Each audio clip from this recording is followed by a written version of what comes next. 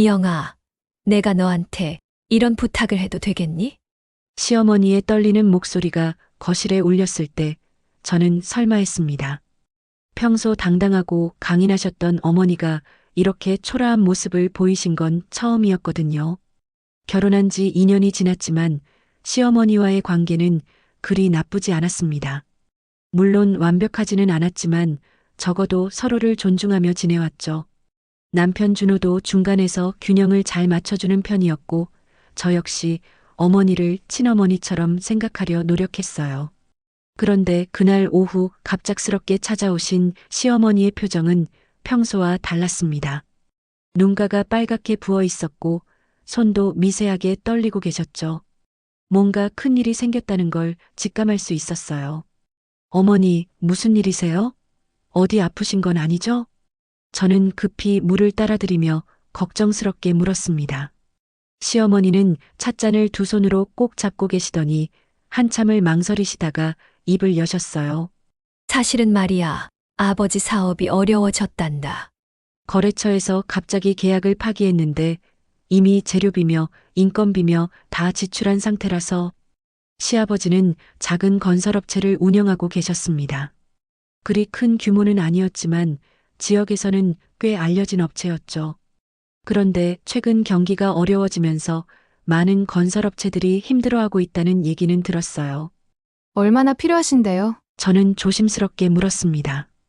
시어머니의 표정이 더욱 어두워지시더니 작은 목소리로 대답하셨어요. 5천만 원 정도 있으면 당장 급한 불은 끌 수 있을 것 같은데. 미영아, 내가 이런 부탁을 해도 되는 건지 모르겠구나. 5천만 원. 저와 준호가 모아둔 전세금이 딱 그 정도였습니다.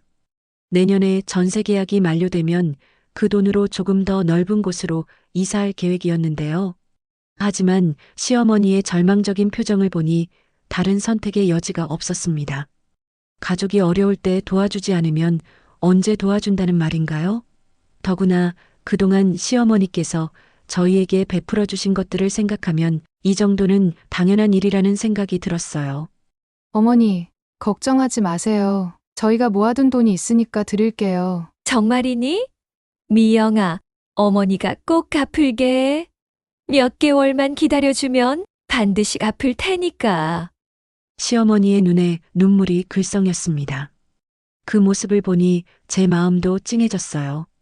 평생 자식들 뒷바라지만 하시던 어머니가 이렇게 고생하시는 모습을 보니 돈이 문제가 아니라는 생각이 들었습니다. 그날 저녁 준호가 퇴근하고 나서 상황을 설명했죠. 다행히 준호도 흔쾌히 동의해 주었어요. 어머니가 그렇게 어려우시다면 당연히 도와드려야지. 우리 전세 이사는 조금 늦춰도 괜찮아. 이틀 후 저는 은행에서 5천만 원을 인출해서 시어머니께 드렸습니다. 그때 시어머니께서 제 손을 꼭 잡으시며 하신 말씀이 아직도 생생해요. 미영아, 정말 고맙다. 내가 평생 잊지 않을게. 우리 며느리만큼 착한 며느리가 어디 있겠어? 시어머니는 그 이후로 저를 만날 때마다 이런 말씀을 하셨습니다. 동네 사람들에게도 친척들에게도 자랑을 하고 다니셨죠. 저는 그런 어머니를 보며 뿌듯했습니다. 어려운 상황에서 가족을 도울 수 있다는 것이 얼마나 의미 있는 일인지 깨달았거든요. 돈을 들인 지 한 달이 지났을 때 시어머니께서 직접 반찬을 해서 가져다 주셨어요. 평소보다 훨씬 정성스럽게 준비하신 음식들이었습니다. 김치부터 시작해서 갈비찜, 잡채, 심지어 제가 좋아한다고 한번 말씀드린 깻잎전까지 모든 종류가 다 있었어요. 미영아, 어머니가 마음은 있는데 당장 돈으로 보답할 수가 없어서 이런 것이라도 해왔다. 어머니, 이런 것까지 하실 필요 없는데요. 저희가 뭘 해드린 것도 아닌걸요. 무슨 소리야. 너희가 없었으면 우리 집 망했을 거야. 정말로 고마워서 어떻게 보답해야 할지 모르겠다. 시어머니의 진심 어린 감사 표현에 저는 마음이 따뜻해졌습니다. 역시 가족 간에는 이런 것이 있어야 한다는 생각이 들었어요. 서로 어려울 때 도와주고 감사할 줄 알고 은혜를 갚으려고 노력하는 마음 말이죠. 준호도 어머니의 변화를 느꼈나 봅니다. 평소보다 더욱 다정하게 대해주시고 작은 일에도 신경 써주시는 어머니를 보며 기뻐했어요. 여보, 어머니가 요즘 우리한테 정말 잘해주시네. 역시 어려울 때 도와드리길 잘한 것 같아. 맞아요. 어머니도 마음이 편하셔서 그런 것 같아요. 그 즈음 시아버지의 사업도 조금씩 안정을 찾아가고 있었습니다. 새로운 거래처를 찾으셨고 작은 프로젝트들이지만 꾸준히 일감이 들어오고 있었거든요. 시어머니께서도 밝은 표정으로 근황을 알려주셨어요. 아버지 사업이 많이 나아졌단다. 미영아, 너희 덕분이야. 몇 개월만 더 기다려주면 꼭 돈 갚을게. 어머니, 급하지 않으니까 천천히 하세요. 저희도 당장 필요한 건 아니니까요. 실제로 저희는 그렇게 급하지 않았습니다. 전세 계약 만료까지는 아직 시간이 있었고 설사 이사를 미뤄도 큰 문제는 없었거든요.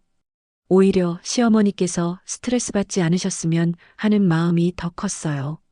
그런데 그때까지만 해도 저는 몰랐습니다. 곧 우리 가족에게 큰 변화가 찾아올 거라는 것을요.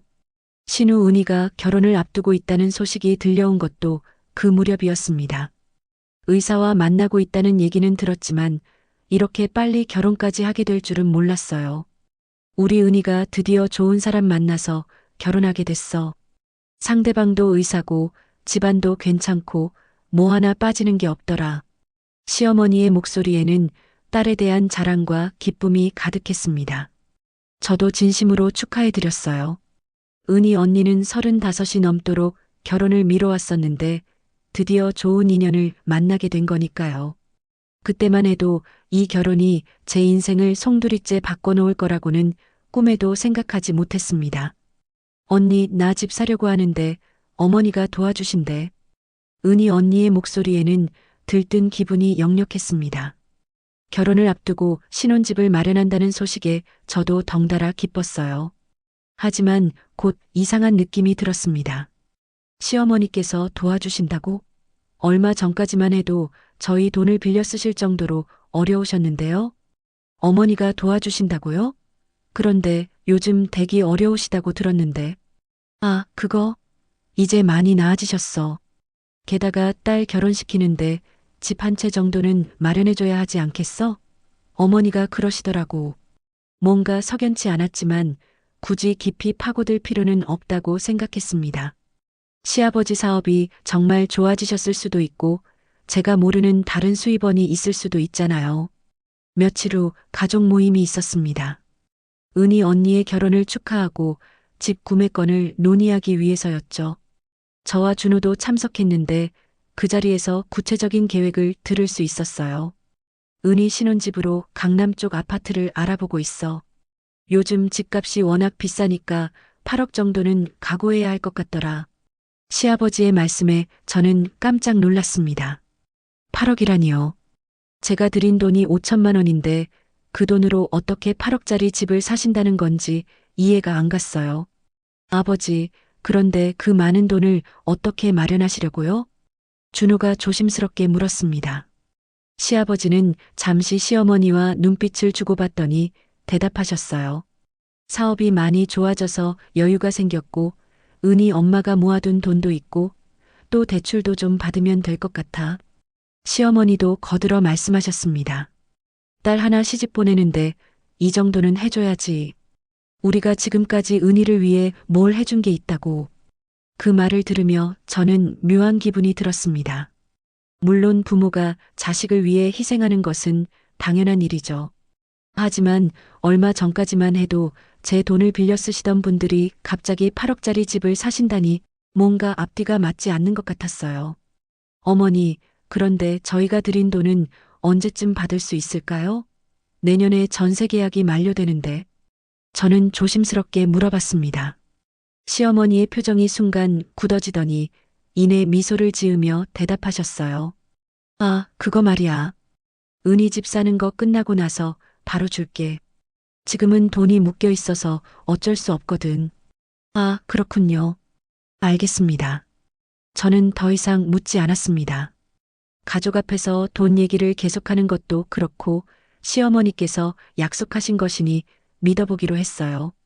하지만 집으로 돌아오는 길에 준호가 걱정스러운 목소리로 말했습니다. 여보, 어머니가 우리 돈으로 은희 집 사시는 건 아니겠지? 설마요. 어머니가 그러실 분이 아니에요. 분명히 다른 계획이 있으실 거예요. 그때까지만 해도 저는 시어머니를 신뢰하고 있었습니다. 그동안 보여주신 감사의 마음이 진짜였다고 생각했거든요. 하지만 곧 그 믿음이 얼마나 순진한 것이었는지 깨닫게 될 줄은 몰랐습니다. 한 달이 지나고 은희 언니의 집 구매가 본격적으로 시작됐습니다. 부동산을 통해 매물을 알아보고 계약서를 작성하고 대출 절차를 밟는 과정들이 착착 진행되고 있었어요. 그런데 이상하게도 시어머니께서는 저희가 빌려드린 돈에 대해서는 더 이상 언급하지 않으셨습니다. 처음에는 바쁘셔서 그런가 보다 했어요. 딸 집 사는 일이 얼마나 복잡하고 신경 쓸 일이 많겠어요. 하지만 시간이 지날수록 불안한 마음이 커져갔습니다. 여보, 어머니한테 돈 얘기 한번 해봐야 하는 거 아니야?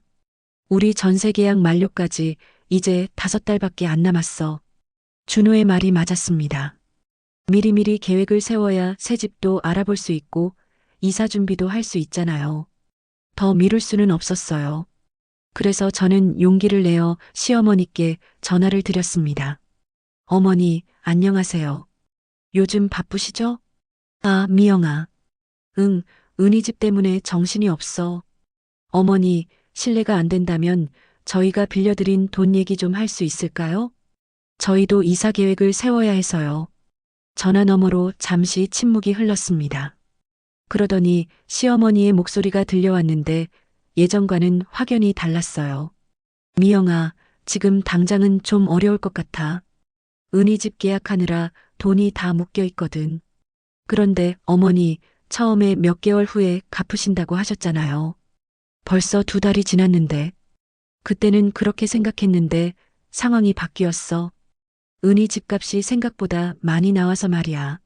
저는 당황했습니다.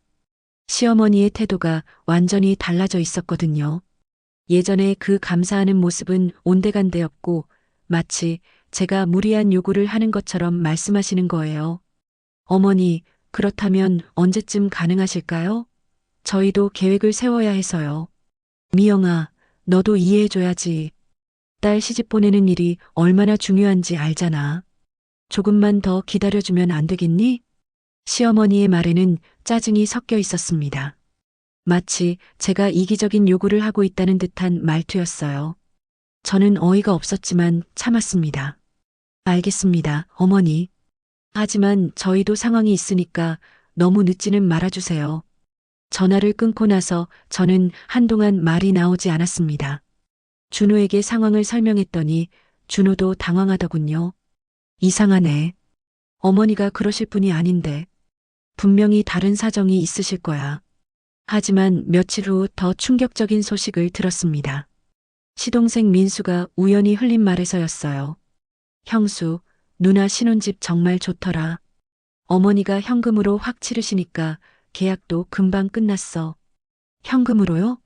저는 귀를 의심했습니다. 민수야, 현금으로 했다고?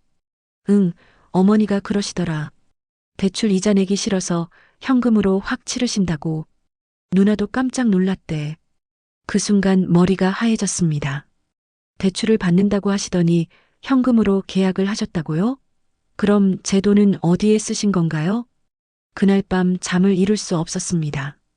설마 시어머니께서 제 돈을 은희 언니 집값에 보태신 건 아니겠죠?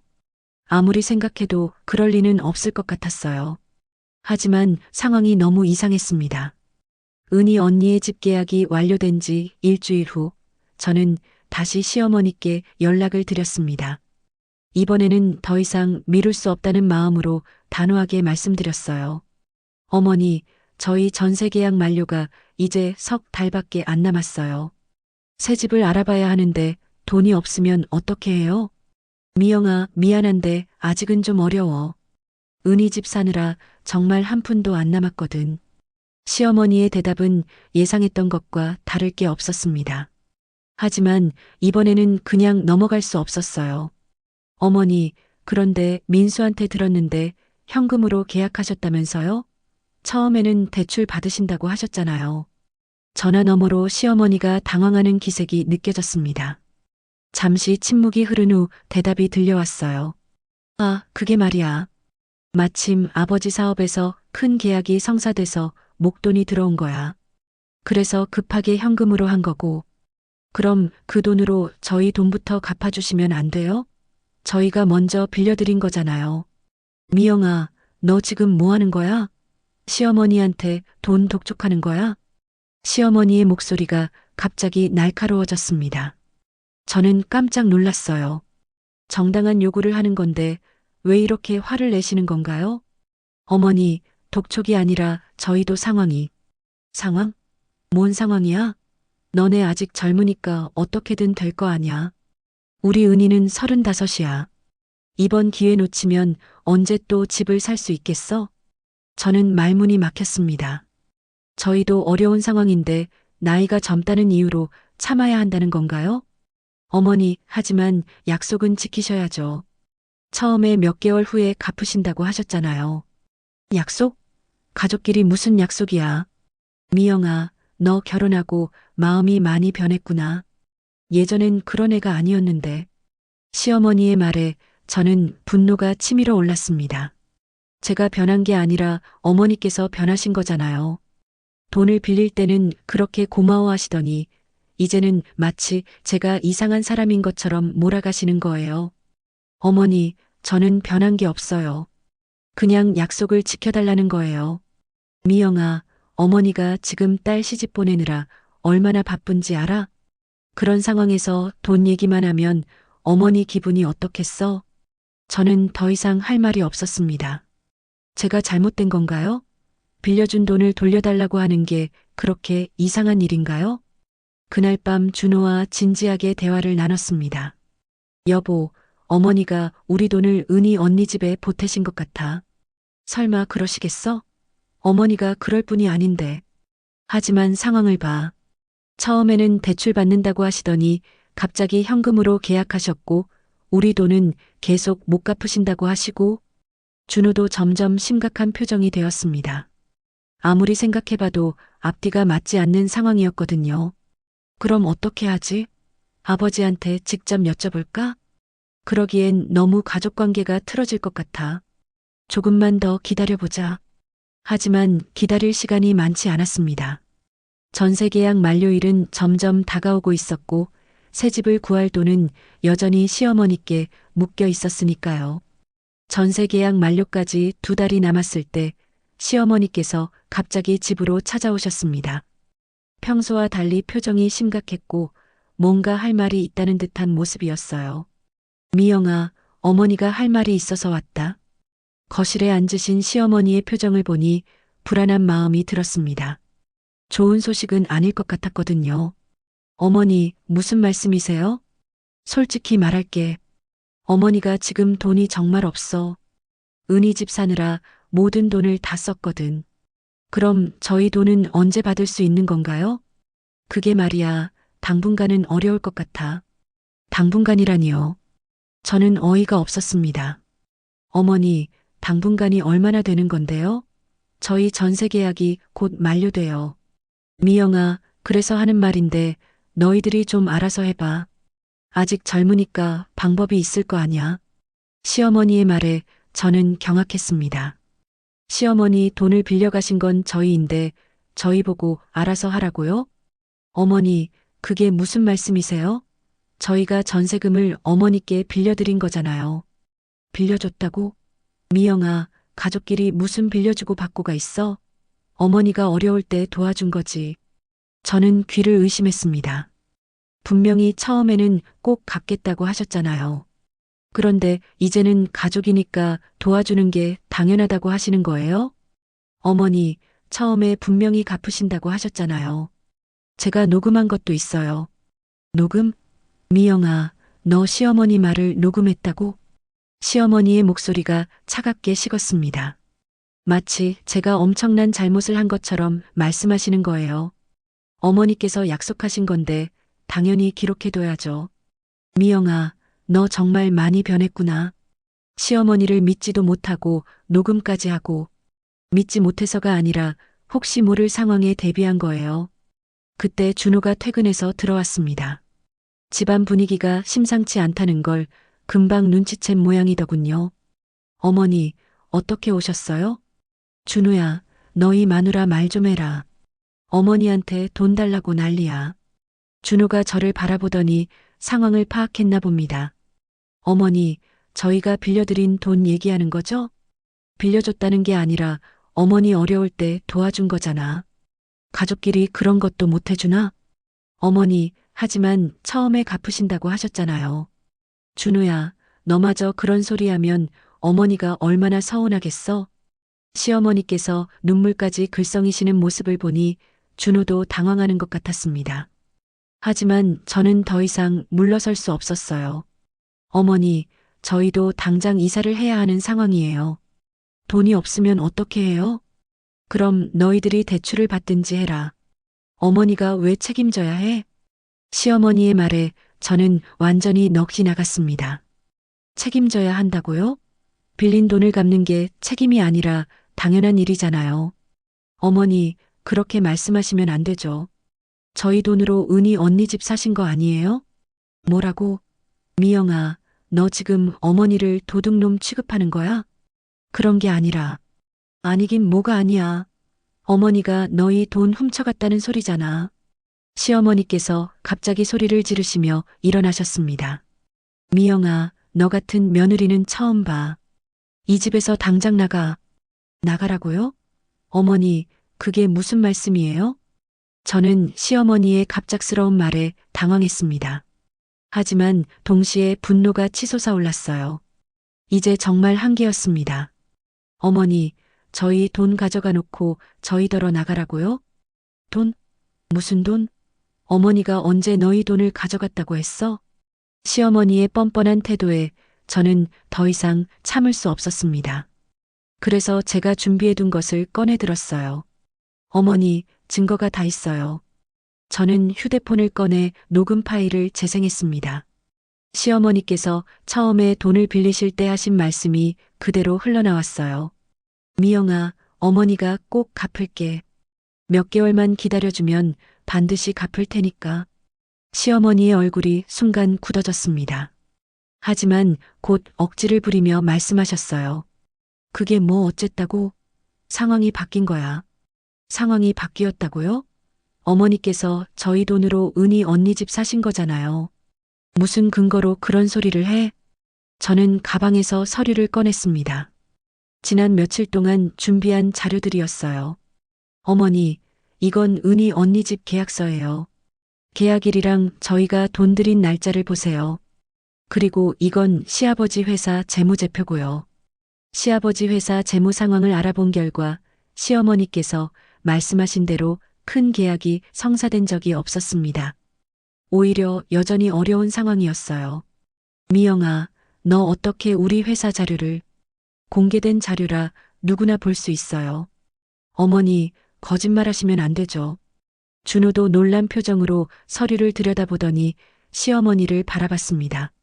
어머니, 정말 우리 돈으로 은희 집을 사신 건가요? 시어머니는 한동안 말을 못하시더니 갑자기 화를 내기 시작했어요. 그래, 내가 그랬어. 그런데 그게 어쨌다고. 가족끼리 서로 도와주는 게 뭐가 잘못된 거야. 도와준다고요? 저희한테 거짓말하시면서요? 거짓말? 내가 언제 거짓말했어? 처음에는 갚으신다고 하시더니 지금은 가족이니까 도와주는 게 당연하다고 하시잖아요. 그리고 시아버지 사업이 좋아졌다고 하시더니 실제로는 여전히 어려운 상황이고요. 시어머니의 얼굴이 빨갛게 달아올랐습니다. 미영아, 너 정말 못됐구나. 시어머니를 이렇게 궁지로 몰아넣고 저는 사실을 말하는 거예요. 어머니께서 거짓말하신 거잖아요. 그때 준비해둔 또 다른 증거를 보여드렸습니다. 은희 언니와 시어머니의 카카오톡 대화 내용이었어요. 시동생 민수가 실수로 보여준 거였는데 그 안에는 충격적인 내용이 들어 있었어요. 엄마, 미영이가 준 돈으로 집 계약금 넣었으니까 나머지만 구하면 되겠네. 응, 그 애는 순해서 금방 속더라. 걱정하지 마. 이 대화 내용을 보여드리자 시어머니의 얼굴이 새하얗게 질렸습니다. 어머니, 이게 뭐예요? 저를 바보 취급하신 거예요? 미영아, 그게 아니라 처음부터 저희 돈을 가져갈 생각이셨던 거죠? 갚을 생각도 없으면서 거짓말로 속이신 거고요. 시어머니께서 더 이상 변명할 수 없다는 걸 아셨나 봅니다. 그러더니 갑자기 눈물을 흘리며 말씀하셨어요. 미영아, 어머니가 잘못했어. 하지만 은희 생각하니까 어쩔 수 없었단다. 어쩔 수 없었다고요? 그럼 저희는 어떻게 하라고요? 미영아, 제발 이해해줘. 어머니가 다른 방법으로라도 갚을게. 하지만 이미 늦었습니다. 저는 더 이상 시어머니를 믿을 수 없었어요. 어머니, 이제 와서 그런 말씀하셔도 소용없어요. 저는 단호하게 말했습니다. 시어머니의 진심 없는 사과는 더 이상 통하지 않았어요. 준비했습니다. 내일 경찰서에 고발장 내러 갈 거예요. 고발장? 미영아, 가족끼리 그렇게까지 할 거야? 가족이라고요? 가족이 이렇게 속여요? 그때 현관문이 열리면서 시아버지가 들어오셨습니다. 집안 분위기가 험악하다는 걸 금방 눈치채신 모양이더군요. 무슨 일이야? 왜 이렇게 싸우고 있어? 준호가 상황을 설명해 드렸습니다. 시아버지의 얼굴이 점점 굳어지더니 시어머니를 노려보셨어요. 당신이 정말 그런 짓을 했어? 여보, 은희 생각해서 한 일이야. 우리 딸이 좋은 집에서 살아야 하지 않겠어? 그렇다고 며느리를 속여도 되는 거야? 시아버지께서 화를 내시는 모습을 처음 봤습니다. 평소 온화하신 분이셨는데 이번만큼은 정말 화가 나신 것 같았어요. 미영아, 준호야, 정말 미안하다. 내가 몰랐어. 아버지께서 몰라서 그런 거니까 괜찮아요. 괜찮을 게 뭐가 있어. 당장 그 돈 마련해서 갚을게. 시아버지께서 단호하게 말씀하시자 시어머니가 펄쩍 뛰었습니다. 여보, 그럼 은희 집은 어떻게 해? 집을 팔든지 해서라도 갚아야지. 이런 비양심적인 일을 어떻게 해? 집을 팔다니. 우리 딸 신혼집인데. 그럼 처음부터 거짓말하지 말았어야지. 그 순간 현관문이 또 열리면서 은희 언니가 들어왔습니다. 신혼여행에서 돌아온 참이었는데 집안 분위기를 보고 당황하는 기색이었어요. 어머니, 무슨 일이에요? 저는 은희 언니에게도 모든 상황을 설명해 드렸습니다. 증거 자료까지 보여드리니까 은희 언니의 얼굴이 창백해졌어요. 언니 미안해요. 정말 몰랐어요. 은희야, 내가 미안할 일은 아니야. 하지만 제 집 때문에 이런 일이 생긴 거잖아요. 집을 팔아서라도 갚을게요. 은희 언니의 진심 어린 사과에 마음이 조금 누그러졌습니다. 적어도 언니는 양심이 있으시더군요. 결국 시어머니는 은희 언니의 집을 팔아서 저희 돈을 갚기로 했습니다. 아니, 정확히는 시아버지와 은희 언니가 강제로 그렇게 하신 거죠. 어머니, 이제 정말 끝이에요. 다시는 저희한테 연락하지 마세요. 미영아, 어머니가 잘못했다니까. 용서해줘. 용서요? 어머니께서 저희를 바보 취급하면서 속인 걸 어떻게 용서해요? 며칠 후 은희 언니가 집을 팔고 전세로 들어가시면서 저희 돈을 갚아주셨습니다. 시어머니는 끝까지 억울하다는 표정이었지만 저는 전혀 동정심이 들지 않았어요. 그 후로 저희는 시댁과 연락을 끊었습니다. 시아버지께서는 가끔 안부 전화를 주시지만 시어머니와는 완전히 인연을 정리했죠. 지금 생각해보니 정말 잘한 일인 것 같습니다. 그때 그냥 넘어갔다면 평생 시어머니의 호구 취급을 받으며 살았을 테니까요. 돈을 빌려줄 때는 아무리 가족이라도 확실한 약속을 받아두세요. 그리고 의심스러운 부분이 있으면 반드시 확인해 보시고요. 저처럼 당하는 분들이 더 이상 없었으면 좋겠습니다. 이 이야기가 여러분께 도움이 되셨다면 댓글로 응원의 말씀 남겨주시고 구독과 좋아요로 많은 사랑 부탁드려요. 여러분의 소중한 관심이 더 좋은 이야기를 만드는 힘이 됩니다.